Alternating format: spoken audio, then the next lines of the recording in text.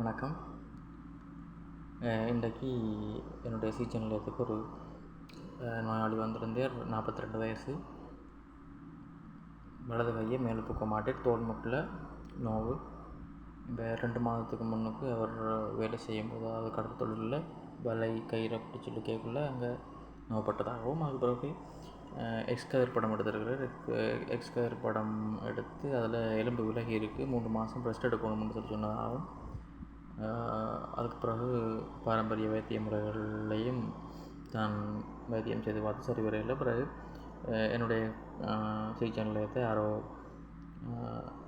இங்கே வந்து பலன் பெற்ற ஒரு ஆள் வந்து தனக்கு சொன்னதாகவும் சரின்னு சொல்லிட்டு இங்கே வந்திருந்தார். அப்போ நான் எக்ஸ்கதிர் படத்தில் எலும்பு விலகி இருக்குன்னு சொன்னீங்களே, இப்போ எக்ஸ்கதிர் படத்தை கொண்டு வாங்க பார்ப்போம்னு சொல்ல அதை மறந்து போய் விட்டு வந்துட்டு எழுந்திரிச்சேங்க. சரி, அடுத்த முறை வரைக்குள்ள கொண்டு வாங்க. சரி, நான் இப்போ பார்க்குறேன்னு சொல்லி பார்த்தேன். என்னை பொறுத்த வரைக்கும் அந்த எலும்பில் பிரச்சனைகள் இருக்கும் போல் தெரியலை. ஏற்கனவே 2 மாதம் கடந்துட்டு நான் அடுத்த விஷயத்தில் அவர் எக்ஸ்கதிர் படம் கொண்டு வரும்போது பார்ப்போம் என்ன மாதிரி இருக்குதுன்னு சொல்லிட்டு விட்டுட்டேன். சரி, நான் என்னுடைய ட்ரீட்மெண்ட்டை செய்கிறேன்னு சொல்லி எங்களுடைய கிளினிக்கில் எங்களுடைய ட்ரீட்மெண்ட்டை கொடுத்தோம்.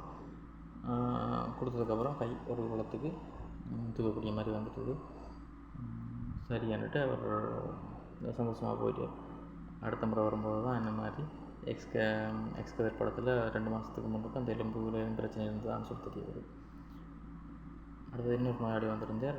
ஒரு 74 வயசு, புல்லுச்செடிக்கு நாப்பில் நாரிக்கு வந்துட்டு அந்த அவருக்கு எங்களுடைய சிகிச்சை கிரமங்களை கொடுத்ததுக்கப்புறமா அப்போவே அவர் எழும்பி முழங்கால் சப்பனங்கால் கொட்டி எல்லாம் குனிஞ்சு நிமிந்து ஒரு அப்போ அவரும் 3 நாளுக்கு முன்னுக்கு நாரி பிடிச்சதாகவும் ஒரு வகை மருந்து எடுத்துருக்கார் நோவுக்காக.